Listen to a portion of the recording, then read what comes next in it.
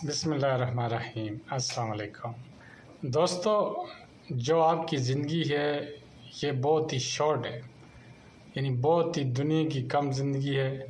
ये नहीं पता कि हम कितना ज़िंदा रहेंगे और यह भी नहीं पता कि हम कब मर जाएंगे, जिसमें हमने अपनी ज़िंदगी में कुछ चीज़ें जो है ना ऐड करनी है और उन चीज़ों से आपकी लाइफ की वीडियो बाकी रहेगी।